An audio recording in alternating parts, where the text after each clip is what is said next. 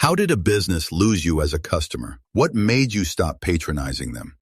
Before we begin, don't forget to subscribe to the Vancher channel. Also, please share your thoughts on this video in the comments. Let's get started. Story 1. For me, it was a local coffee shop. They started watering down their espresso shots to save money. The difference was immediate, and the quality just plummeted. I gave them a couple of chances, but I wasn't going to pay $5 for brown water. Story 2.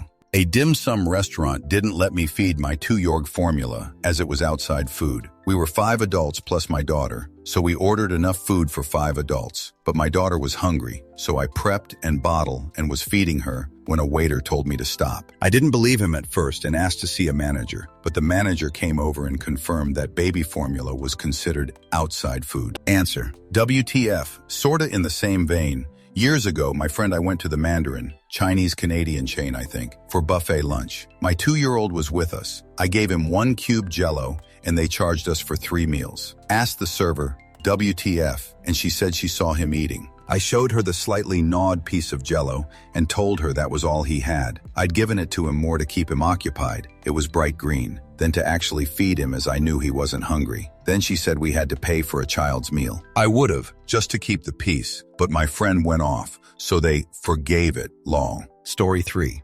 It was a franchise corporate sandwich shop. An early adopter of Toasted. They offered a discount for building residents and I ordered a sandwich. The proprietor berated me that I should not get a discount because I ordered only a sandwich and they don't make any money on them. I responded, do or don't, but don't give me a hard time about it. It was your idea. I went one more time and ordered the combo special and was refused the discount because it was already discounted by corporate. Everyone I knew in the building heard the story. Answer: another similar chain participated in the High School Boosters Club discount card program. You buy a card and get discounts at local businesses. Way of the Sub always had a gotcha to weasel out of the discount. The chain I believe you are referencing sold me a meatball sub with still partially frozen meatballs after keeping me waiting almost 20 minutes. When I brought it back to the counter to complain, she rolled her eyes and said, well, I toasted it. IDK, what you want me to do? Story 4. Medical office messed up my billing for 6 out of 12 months. I called them on it, and they gave me attitude. Told my provider I was done. Give me a referral so I can go somewhere that I don't have to constantly confirm the billing is correct and get attitude when it's not.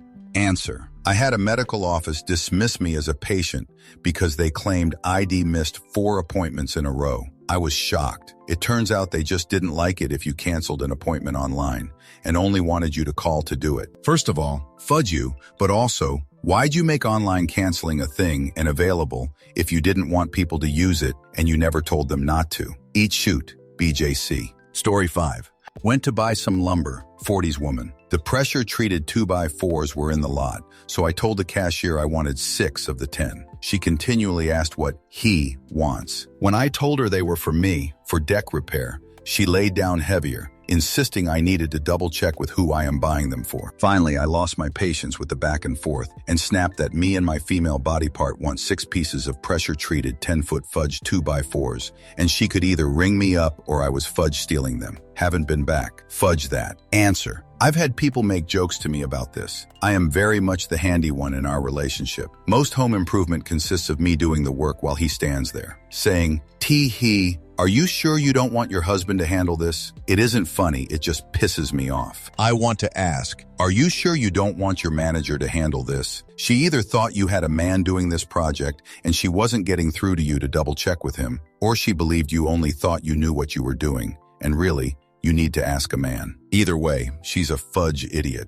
Story 6. Front right brake on my wife's car smelled like something was burning. Turns out the mechanic fudged up the calipers when replacing the brake pads. The issue appeared less than a week after the service, so there was no way anything else caused it. When I called the owner to talk to him about it, he became agitated, started accusing me of shoot, and ended up hanging up on me, blaming me for buying my wife a shoot car. 30 minutes later, the main mechanic called me, told me to get the car to the garage, fixed everything for free, and apologized for the fuck-up. Bought him and the other mechanics 2 6-packs as a thank you, but I never returned because of the owner. Everybody fudge up sometimes. I have no problem with that. It's how you react to the fuck-up that will make me judge you. And the owner failed, full stop. Answer: We used to have a long business relationship with a particular shop in our area. Unfortunately, the owner passed away in a car accident, and when his son took over, the business went to shoot. We were sold a lemon for $3,500 when our vehicle died, and we were in a pinch. That lemon didn't even last 3 weeks. His response: "I gave you a deal on that. I was going to charge $5,000 for it." Like, bro,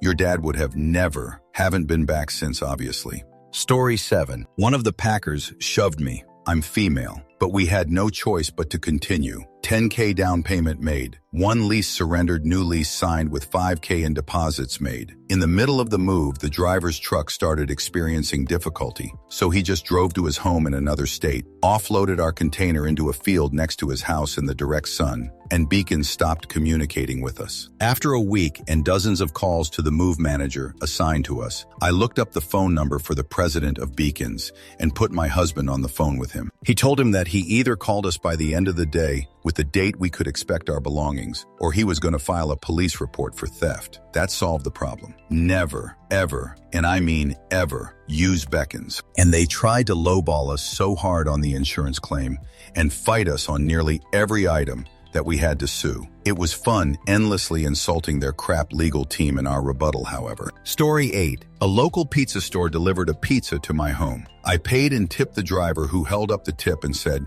"That's it," and walked off. The tip was $15.20. Never ordered from them again. Answer. Years ago, there used to be a slightly upscale diner that we'd go to. Went there one day, paid and left. As we were walking out, the server chased us down and demanded to know why we didn't leave a tip. I told him to look again in the billfold. There was a cash tip in there, and the credit card receipt said cash on the tip line. I was very tempted to just take the tip back entirely. Service pretty much sucked anyway. He was lucky to be getting a standard tip. We never went back. Story 9.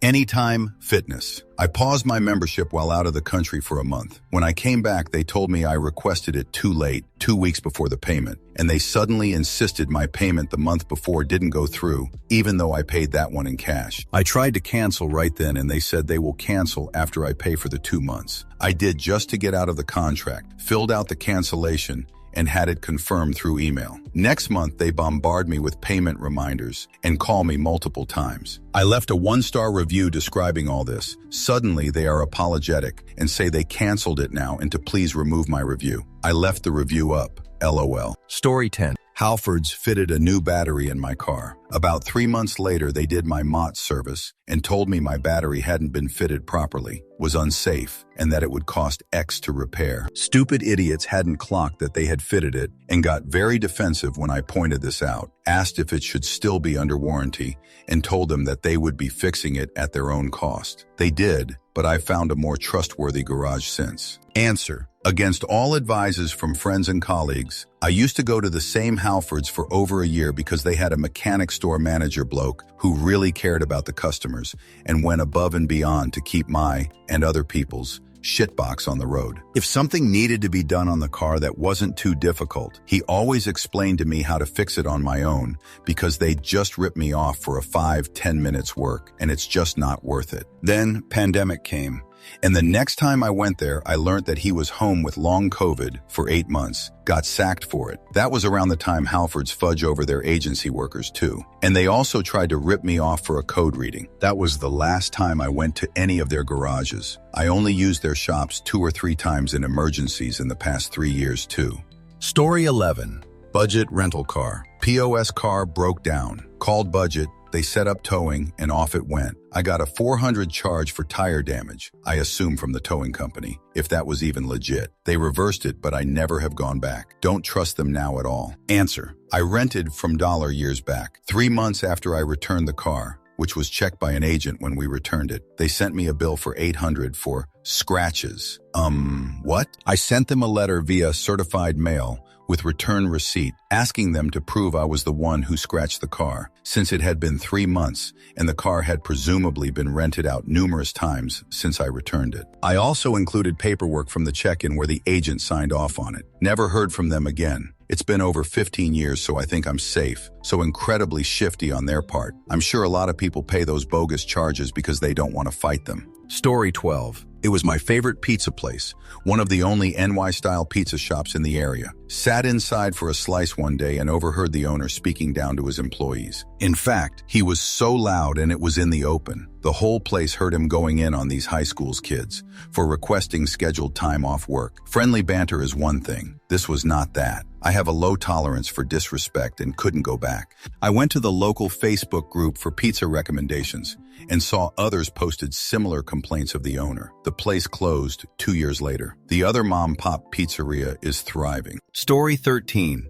I used TurboTax for my federal taxes, and it said state filing was included at no extra charge. Everything looked fine, so I paid. But the next day, I was charged about $100 more. When I called support, the rep accused me of lying and trying to commit fraud, insisting TurboTax never offered free state filing. I sent screenshots showing otherwise. I later made a new account to check and discovered the trick. The total page hides an additional cost below a hidden scroll area with no scroll bar. They made it look free, then charged extra. Since then, I've avoided TurboTax completely. Answer. Intuit lost me as a customer about 10 years ago when it quietly and craftily moved a feature that I used from a lower cost tier of TurboTax to a higher cost version. As a further example of my petty dislike, I sourced a used 2011 Mac Mini so that I could keep using my ancient 32-bit version of Quicken rather than upgrade and give Intuit any more cash. Story 14.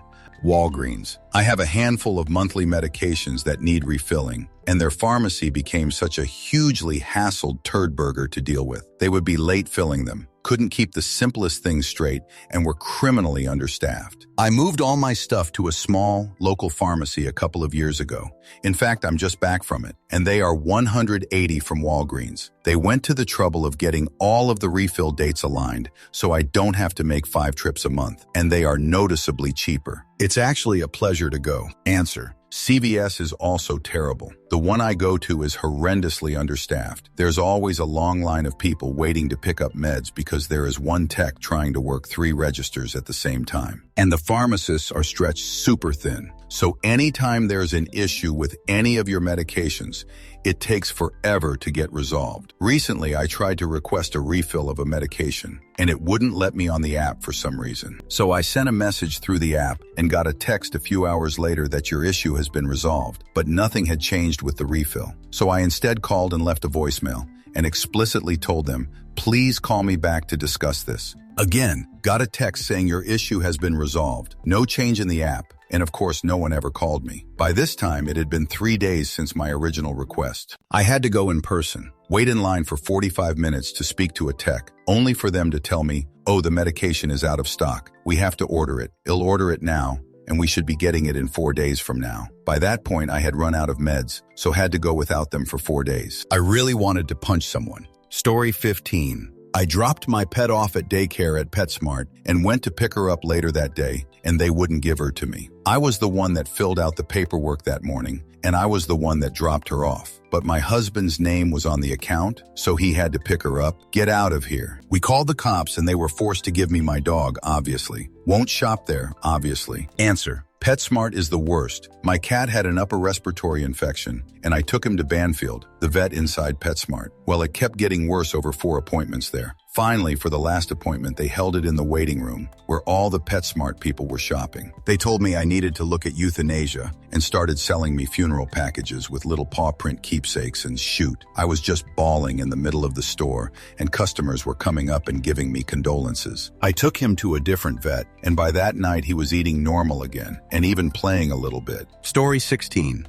A sushi place I used to go to quite often. Owner's mother came to work for them, carrying the bento box and my rolls. Her thumb was in my rice. I complained to the owner, and she just shrugged it off. It's my mom, what can you do? I replied, I can never come here again. She didn't believe me as I was a weekly customer. That was my last visit. I ran into the owner a few months later and she exclaimed, "What happened? We miss you." I retold the complaint and she brushed it off again. I called the health department. They shut them down, not for fingers in the food, but the food storage was atrocious for fresh fish. The local paper did a write-up on how the inspector found various types of fish in a single container, cross-contaminating, and non-wrapped or covered in the walk-in. Turns out there were other health complaints about the place and multiple people reporting food poisoning. Answer: there's an Indian place near me. I was so excited when it opened up. I ate there once. I spent 2.5 days in the hospital with pancolitis, getting constantly pumped with fluids and vitamin D, after 2 previous days post-meal in absolute agony with intestinal cramps and raging, almost non-stop diarrhea. When I showed up initially to the ER, my heart rate was exploding. I was at 105, and I had actually entered sepsis. The nurse at the reception desk took one look at me in that room full of people and rushed me to the back immediately in a wheelchair. My WBC was nearly 20. If I had waited a few more hours, I would have died. Food safety is not something to be fudged with. Story 17. I was a crafty kid who grew up in a rural area. When Walmart came to town, they put my local fabric store out of business. It's been more than 20 years since I've given the Walton family a cent. Story 18. The grocery store I used to frequent put up security cameras above each self-checkout line, and that thing triggers putting unscanned item in bag features so goddarn much. I was tired of being treated like a thief, so I left and haven't been back since. Also, they kept putting those stupid fudge cardboard displays in the middle of the aisles. I remember when I was a child, you could have 2 shopping carts pass with plenty of room in between them. Answer: that's me with Walmart. I didn't go too often before, but nowadays it feels like a penitentiary. You have to go through the front with metal gates blocking off people from leaving. Cameras are everywhere with screens to watch you and let you know they see you. Tons of products are locked up that weren't before. Then the cosmetic center near me is like high security with another set of gates and walls to get into, and you have to check out there. Then there's the checkout with all the cameras and gates. Story 19. Here we go again. I've posted my Hertz experience before, and I'll gladly post it every time. Was in Seattle for work and took a few days off to fly the girlfriend up and go to Olympic National Park over 4th of July weekend. Went to pick up the rental car I had reserved from the local Hertz location and was told by the associate that they didn't have enough cars, and the 2 people in line ahead of me were getting the last 2 cars they had. I step off to the side to call Hertz corporate while the guy is helping these 2 people, and am told the only cars available in the area are at the airport, a 50 cab ride away, and that it would be over double the cost of what I had reserved online. I asked them to check local places in the area and was assured I would be called back. I walked back over to talk to the local agent to find he had bailed without saying a single word to me. So at this point, I'm 40 minutes from the airport. My girlfriend is getting ready to land. We still had a 2-hour drive to make that night, and no rental car for the trip unless I wanted to pay over double the original cost. I wait for the call back. Of course, don't get one, and call again 30 minutes later. I get told the same thing and request to speak to a manager, who of course just stepped out but will call you right back when he is in. Another 30 minutes later, another call, and this time I tell them I am staying on the line until they connect me with the manager or someone who can get me a car at the price I reserved. The associate told me they couldn't stay on the line with me and promptly hung up. Fudge everything about that company. And to add something I forgot, I was traveling enough for work at the time that I was one of their Hertz Gold Plus blah blah blah rewards people. Literally had rented a car Monday through Friday for 48 weeks of the year for over a year and a half, and that's how I was treated. Answer: I had a bad Hertz experience at the Denver airport. We got to DIA about 9 p.m. after 15 hours of flights and transfers. I was sicker than heck with bronchitis and a cold, and the exhaustion and overall sweaty gross, haven't changed clothes in 2 days feeling made it all worse. We get to the Hertz desk and give them our reservation. The rep say he doesn't know what kind of car we want because we didn't book through the Hertz site. He made it a huge pain and kept repeating he doesn't know how to help us.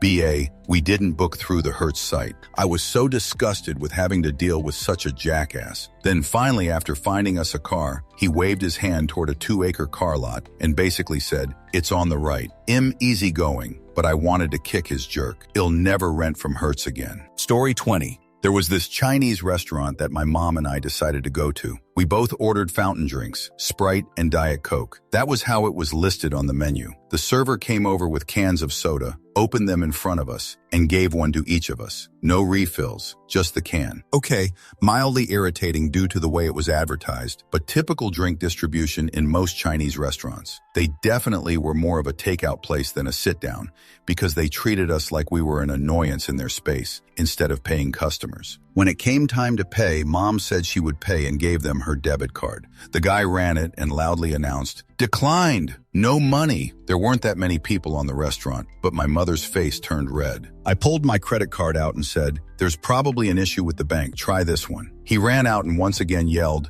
"Declined! No money! You pay cash now or I call the police." I knew that card had at least $10,000 in credit on it, and knowing that my mom's debit and my credit card were Visa, I grabbed my MasterCard and asked him to run that one. He ran it, slammed his hand down and yelled, "Same thing. You have no money. I call the police." I told him we didn't have cash, but my bank had a branch on the other side of the mall, and we would drive over and I could get him cash to cover the meal. He shook his head and yelled, "No, she stay, you go. You try to scam me. No pay. I call police in 5 minutes." So I took my mother's keys, drove her car over to the bank, about half a mile away, pulled out the money, and raced back. I ran inside with the money thinking the police would be waiting, and instead found several people standing there looking irritated. My mother looked at me and said, "The credit card reader is down. 4 people came in to pick up orders and it declined every one of them. Nobody can check out." I asked if he had apologized to her and she confirmed he hadn't. The man was gone and a woman was standing behind the register. I asked where the man had gone and she said he was busy in the back. I told her that I would wait for him so he could come out and apologize to me and my mother. She sighed and said, "He's not coming out. It's a mistake. You pay cash now." "Thank you," I said, loud enough for the others to hear, that I would hope after screaming at us, calling us thieves, and embarrassing us over something that was totally his fault, he would want to come out and apologize for being a complete prick and admit that he was wrong. She shook her head and just quietly said, "He was not wrong. You have to pay." Never went back there and wrote them a very nasty Yelp review. I later found out that had he called the police, or if I called the police, he is the one that would have been in a world of trouble, not me. Especially for refusing to let my mother leave the restaurant, which could have resulted in criminal charges. But at this point, they will just never get my business again.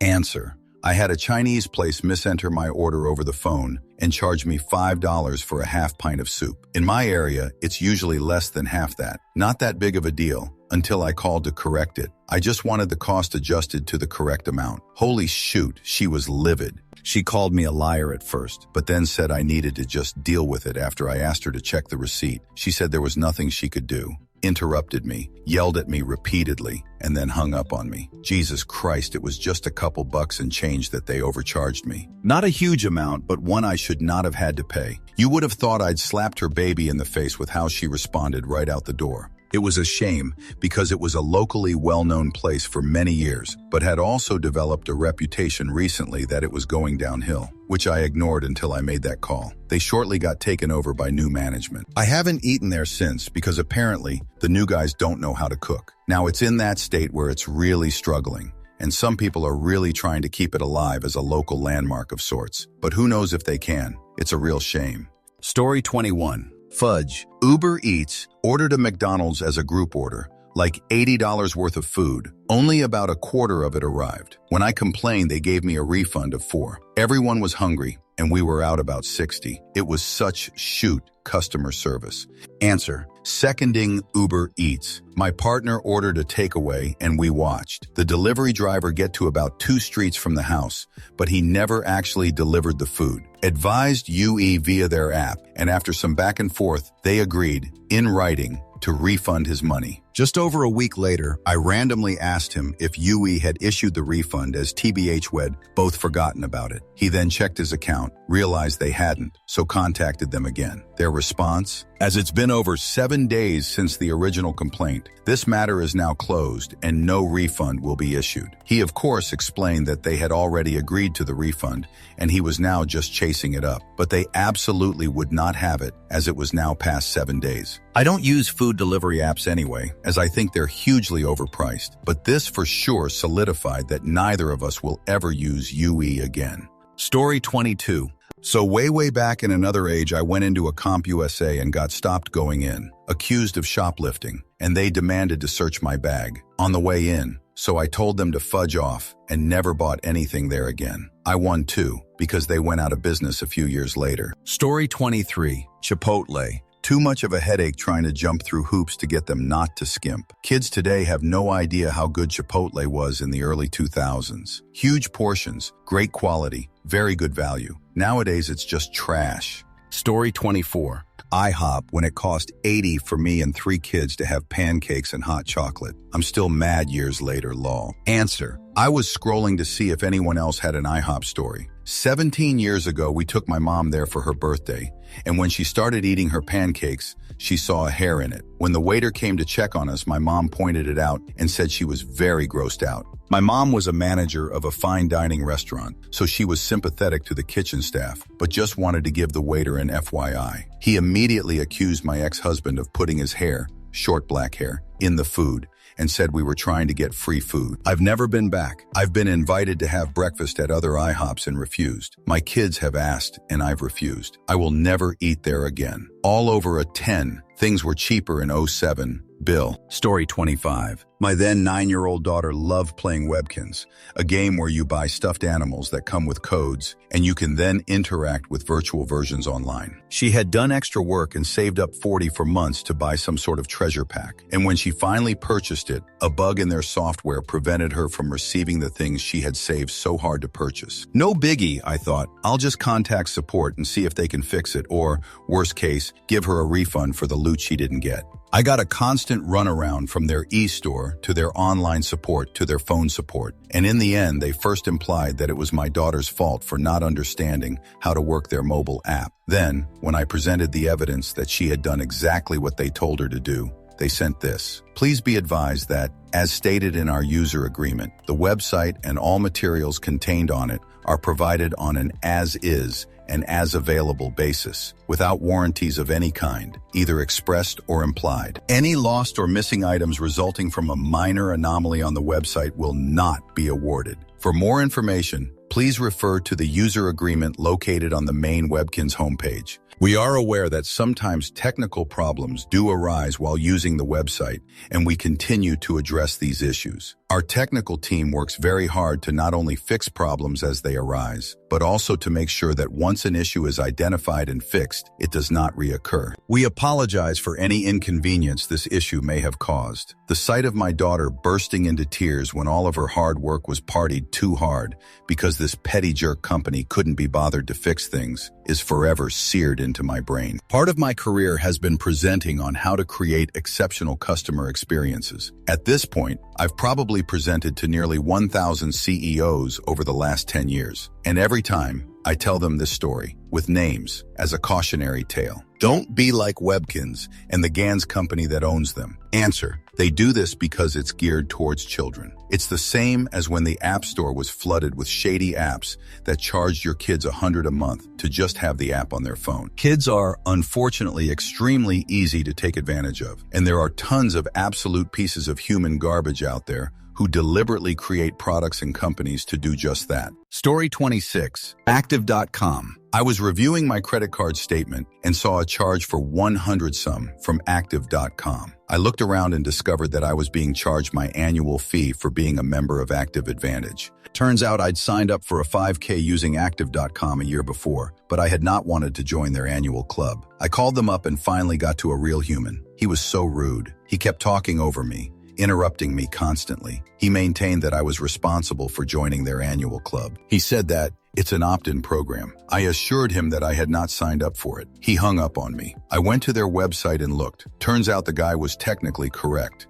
When you sign up for a race, there is a series of tiny check marks in a row, one of which is opting into their club. I haven't signed up for a race that uses Active.com since then. Story 27. HR block. I booked an appointment to get my taxes filed by a quote-unquote professional. I was young. This was years ago. Went to my appointment and waited. The quote professional I was scheduled with took forever. I must have been waiting over an hour. Another person comes in and checks in and sits down to wait. The professional comes out, tells me she has to take the person who just came in, and tells me it will be a few more minutes. I left and eventually figured out how to do my taxes on my own, which I still do till this day. The professional even called me the next day asking where I went. I let her know I waited almost 2 hours for her to see me, and she took people who came in after me. HR block sucks. Story 28.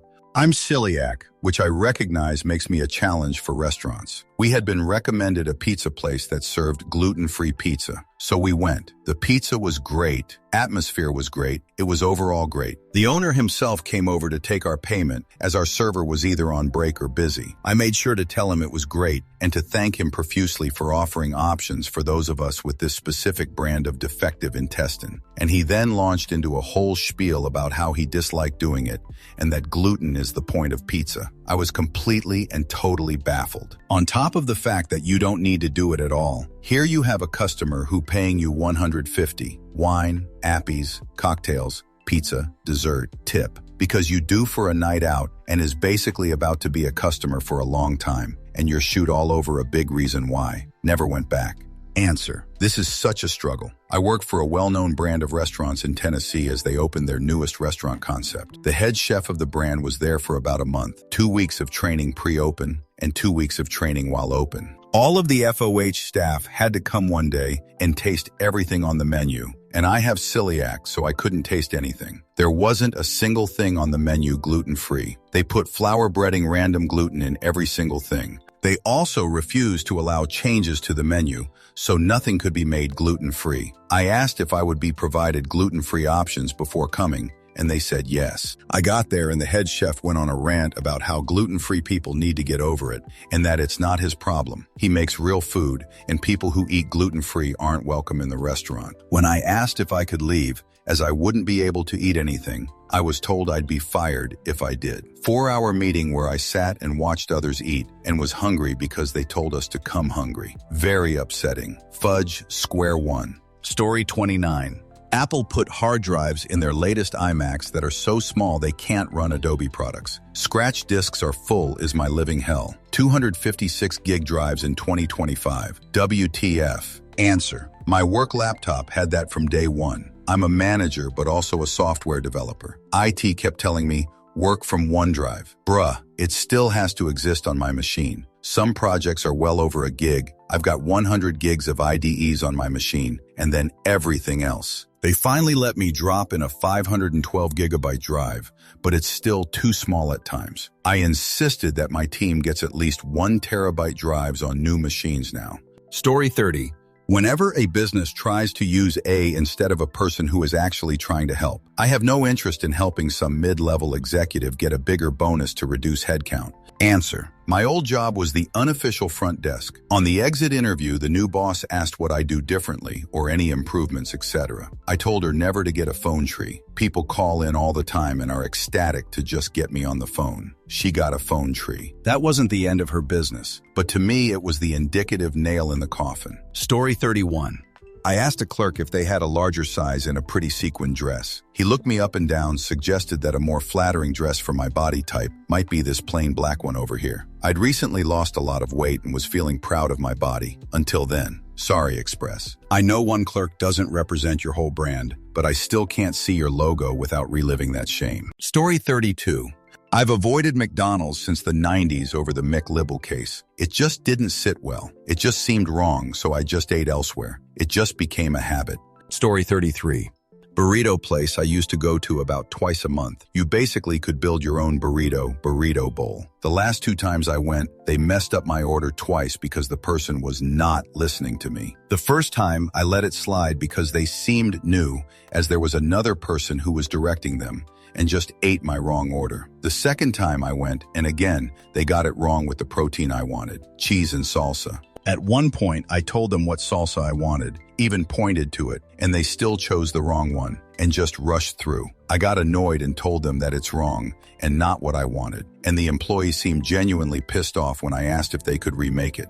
They implied I should just take it and pay for it, as it will go to waste as I don't want the first one. They still fudge up the remake, but not as bad, but I never went back. Story 34. Budget allowed me to rent a truck and a trailer to tow my car. When I arrived to pick up the truck, the trailer wasn't available. I was told a trailer was on its way. I went and loaded up the truck, went back, and they had the trailer, which did not appear to be in the best condition. I put my car on the trailer and was turning the crank to get the load bed level and secure. The last couple of cranks took a lot of effort. There was a loud pop as one of the restraining clamps broke. It didn't damage my car or anything, but I wasn't about to drive over 600 miles with a busted trailer. They couldn't get another trailer that day, of course. So I went ahead and made the drive, leaving my car behind. Had to pay $500 for a plane ticket to fly back, pick it up, and drive it manually. Oh, also, on the drive back, I crossed a toll bridge without having the cash to pay for it, which led to a $50 fine. I blame them for that too,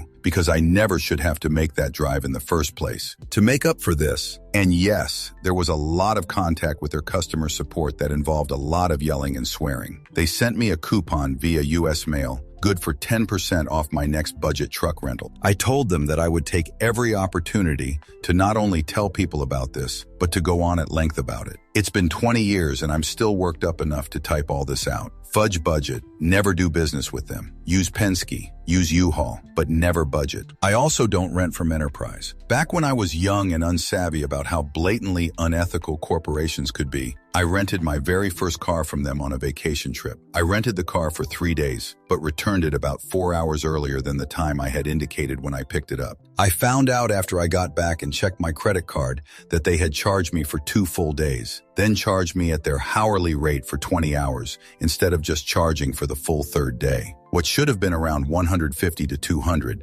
was instead close to $700. I had to spend hours on the phone screaming and threatening legal action to get them to lower it. I think their strategy is to deliberately overcharge everyone and then wear people down when they come to argue about it. I still get angry whenever I see an Enterprise commercial. That they're still in business shows how anti-consumer our society is. Answer: don't use U-Haul. The first time I rented a truck from them, the truck wasn't available for about 2 hours past when they said it would be ready. And because of this, we had to make 2 different trips to their office to get it. The second time I reserved a truck from them, I had 3 friends on hand to help load everything I owned into the truck, ride with me to a truck depot about 1.5 hours away, and load it all into my portion of an 18-wheeler trailer, U-Pack shipping container type thing, to transport my belongings about 10 states away. I think the truck depot had a cutoff time of about 8:30 or 9 p.m. for getting your stuff delivered and loaded. When we arrived to pick up the reserved U-Haul truck at the scheduled time early in the morning, there was no truck again, but they assured us they'd have one coming in soon and would contact us ASAP. We went back home to wait. After repeated calls to their customer service number every hour or so to see if they had a truck yet, maybe had another truck somewhere else we could pick up instead. We're sure they'd be getting one in at some point today, where we were assured at every turn that they had no other trucks, would definitely get one sometime today. Couldn't say exactly when, but they would absolutely be calling us immediately as soon as they did. I finally realized around noon that no truck was likely coming. I desperately called around places to find only one place that had a single Penske truck available at a much larger size than I needed, so of course it cost way more.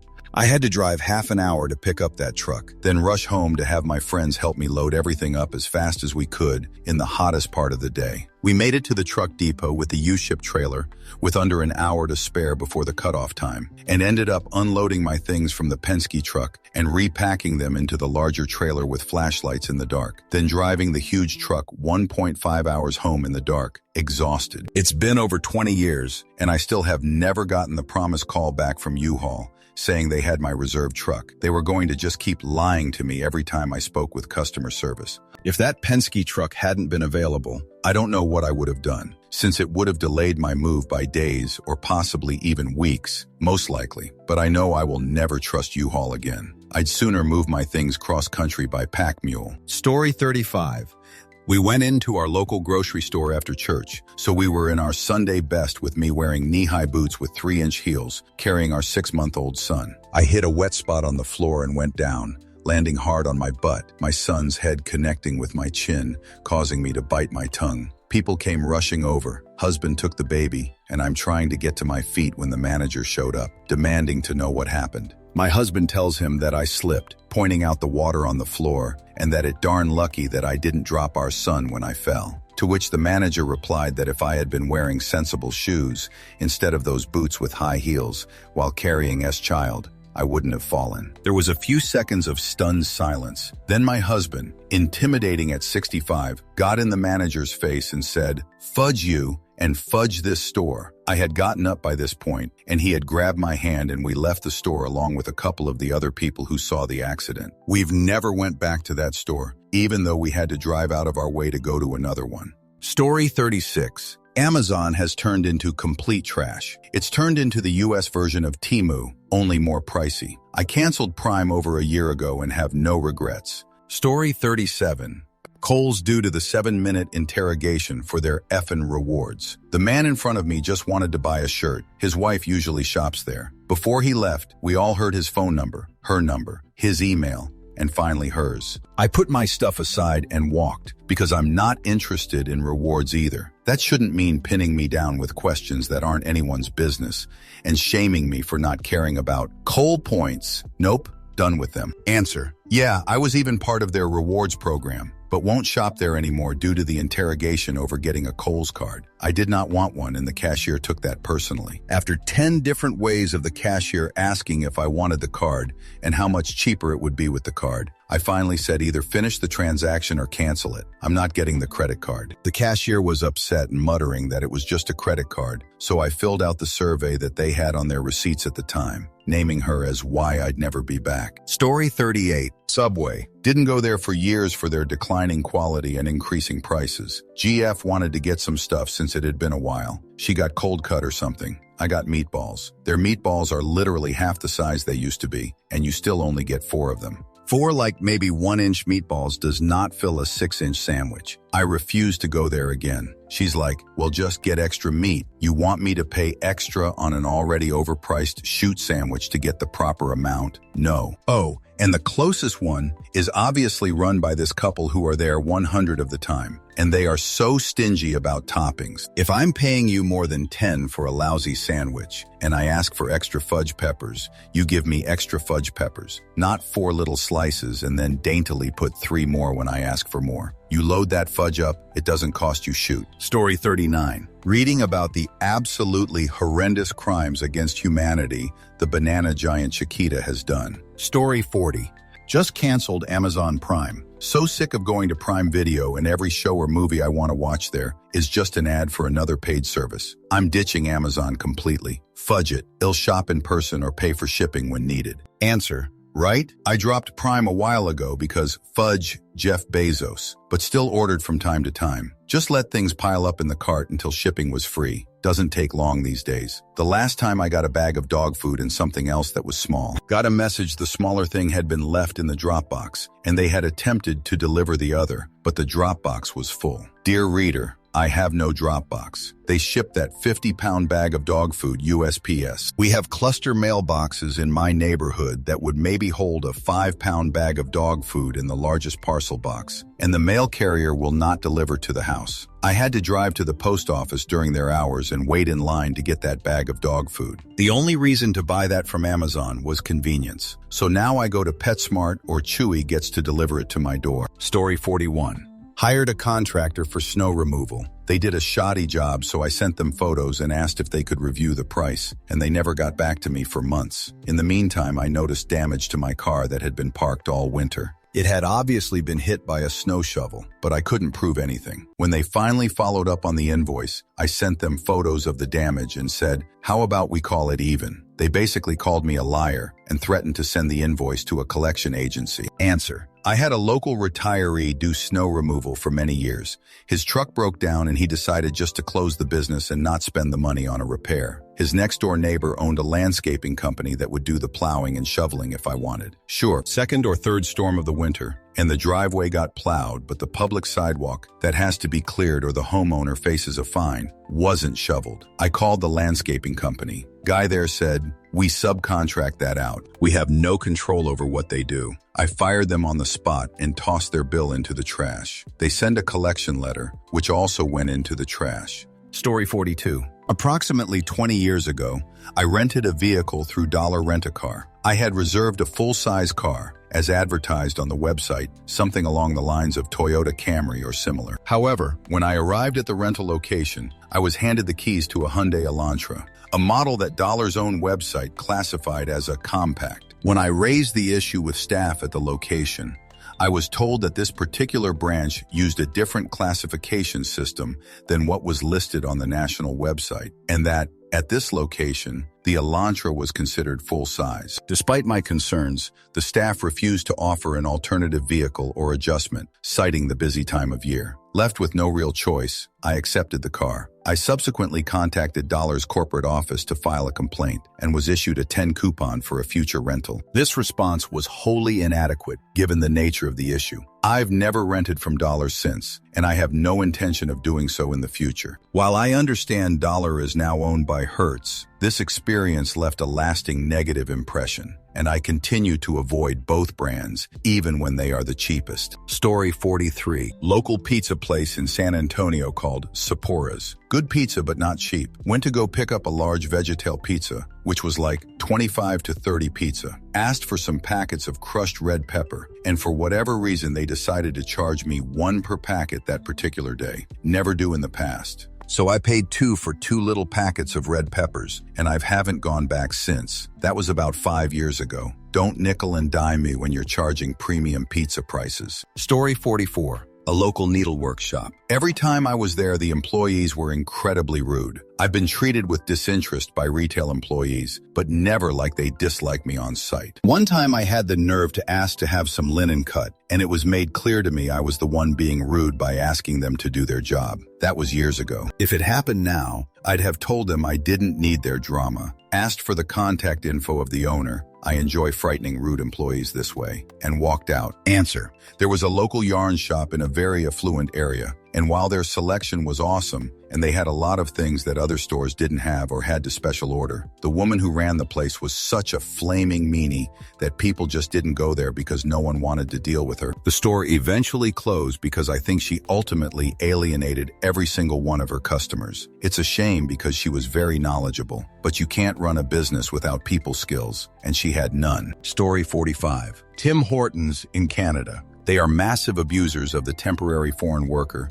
TFW, program, are a hub for LMIA scams, labor market impact assessment, to claim no Canadian can do the simple job of serving donuts, and basically only hire foreigners because they're more exploitable, frequently under fraudulent circumstances. This during an unemployment and cost of living crisis in Canada. Since their franchises, corporate happily claims that they didn't know. Whoopsie. The brand is especially under fire since they benefited hugely from Canadian cultural support. Being stereotypically Canadian was politeness, hockey, maple syrup, and Timmy's. Also helps that Timmigrants is catchy. Their food and coffee quality has been constantly degrading for the last decade, so it was easy to ignore them. A map of business that claim they cannot find Canadians to work, and so must get dispensation to hire a foreigner. Many of them as numbered businesses, so not easily identifiable. But note how many of them need a foreign cook inside major urban hubs. The most recent news on the kind of people they hire.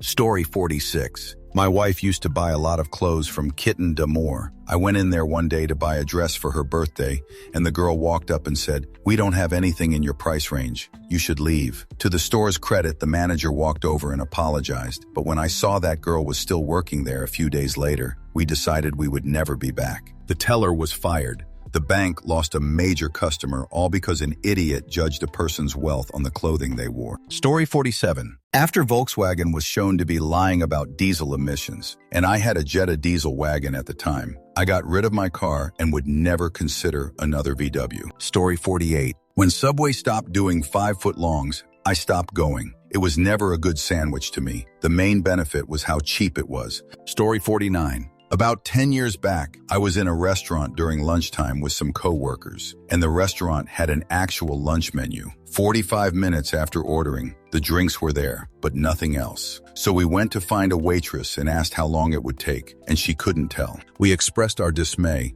being on our lunch break and all, and asked her whether she could speed things up. She told us, good food takes a while, and if we didn't like it, we could go to McDonald's. We slapped a few coins on the table for the drinks and left. I've been boycotting that restaurant ever since. Story 50. The owner made it to the front page of Ralaw for being against student loan relief, but had millions of COVID relief written off. His argument was that if you take a loan, you need to pay it back. Also, the chicken was pretty mid, NGL. Story 51. Mechanic didn't know what a very common part of a car did, so he said they don't do anything, even though millions upon millions of dollars have gone into the research development of the part over the years. So I stopped going because why would I trust my car in the hands of a place that doesn't know what the parts do? If there's an issue, can't guarantee they'll know how to fix said issue. Story 52.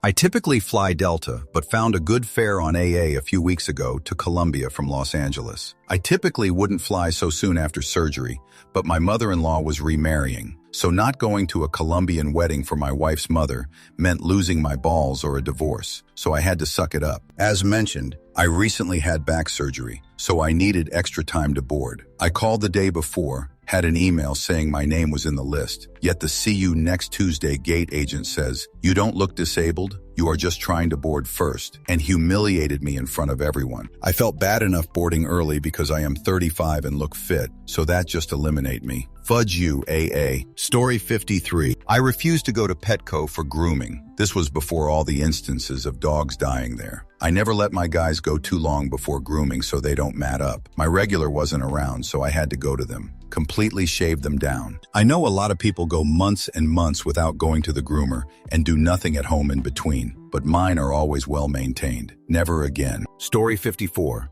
My dog got nipped in the ear at a doggy daycare he attended at least once a week for 4 years. The cut was tiny, but he was absolutely covered in blood since he's white, and the ears are super sensitive for dogs. They made no attempt to clean him up, or at least put a human Band-Aid on his ear until I got there. The daycare recently had a new management takeover, so this was the last straw. Then they didn't even call or text to check up on him after 4 years of loyal service. Answer. I had adopted a rescue dog and decided to take her to doggy daycare to socialize her. Her first day there, she was attacked twice. After the first attack, they called me, said she was fine, and they put her back in with the same dogs. It turns out they had 27 dogs of different sizes and temperaments in one small area, with only one camp counselor monitoring them. I went to pick her up early due to the conditions, only to find out she was attacked again while I was on the way there. They said she was fine, just a couple of scratches, and they had cleaned her up. I took her home and found all kinds of puncture wounds all over her head. That traumatic experience did the opposite of what I intended. I picked them because they had great reviews. Story 55.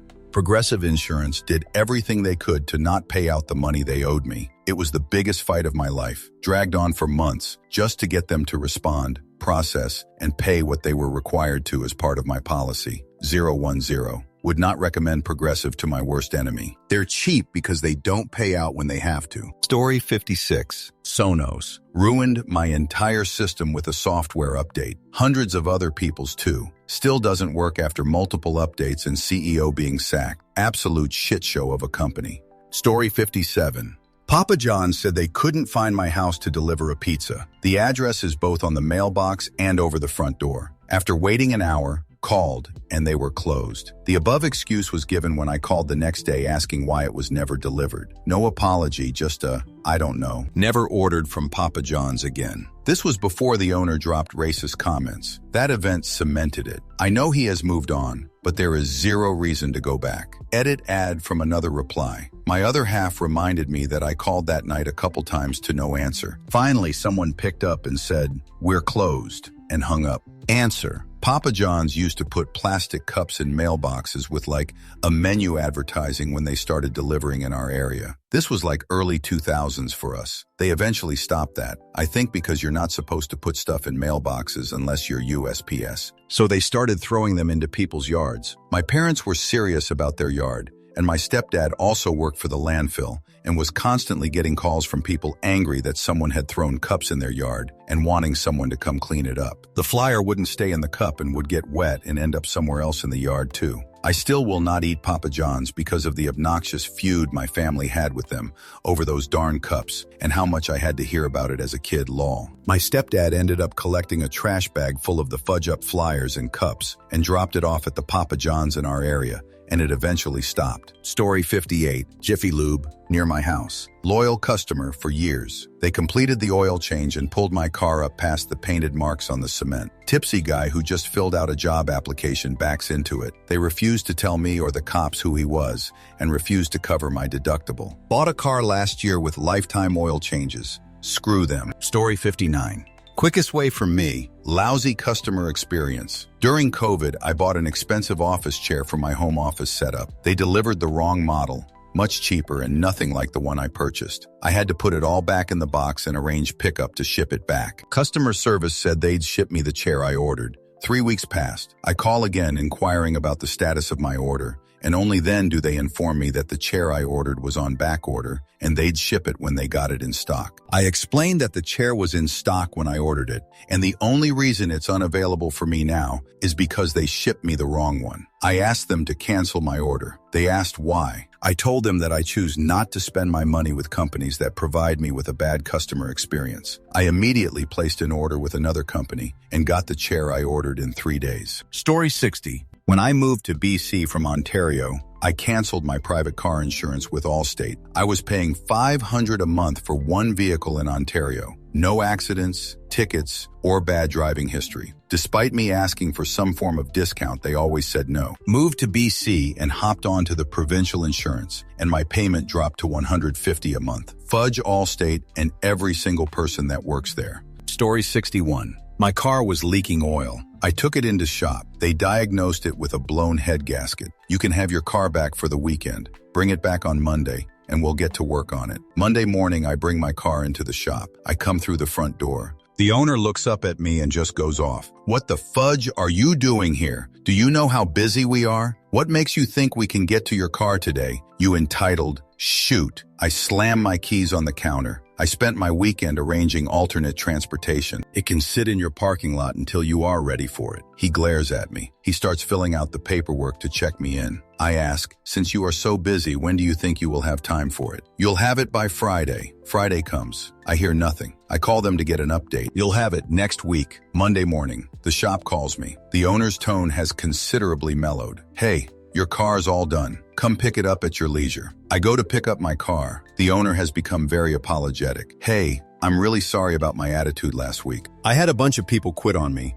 and I was incredibly short-staffed. Sorry enough to give me a discount? His apologetic tone quickly melted. You want me to do what? I quickly let it go. Just give me my car. Never went back there. Story 62. Local bagel shop. Stopped in on my way to work to grab a takeaway bagel and a small container of cream cheese for my break at work. They asked if I wanted it cut, toasted, and cream cheesed, to which I declined and advised I intended to take it to go. Upon ringing me up, I noticed an extra $1.50 charge. I asked about it, and they said they were required to charge for the extra labor to cut, toast, and apply cream cheese regardless if I took it to go or not. They would not budge on the issue. As petty as it is, I canceled the transaction and have no been back since. Story 63. Many moons ago, got an apple fritter from Dunkin'. Driving to the office, bit into it. Big clump of hair. Pulled over and threw up. That was 20 years ago. Haven't been back since. Story 64.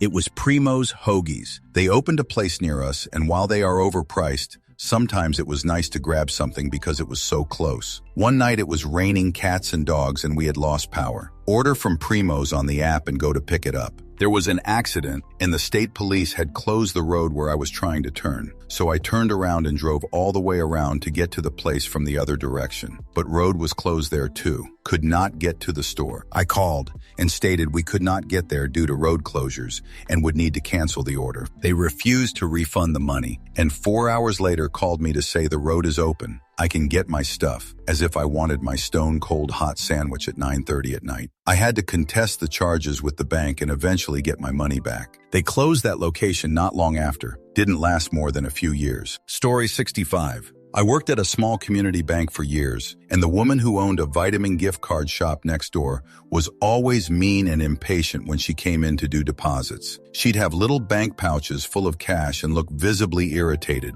roll her eyes, sigh, tap her fingers, etc. if we counted it instead of taking her word for it. I used to like visiting nearby little shops on lunch break, but made it a point never to set foot in hers. I won't give my money to people who are cruel to service workers. That's it for this video. Don't forget to support Vancher and my second channel, Vanchus.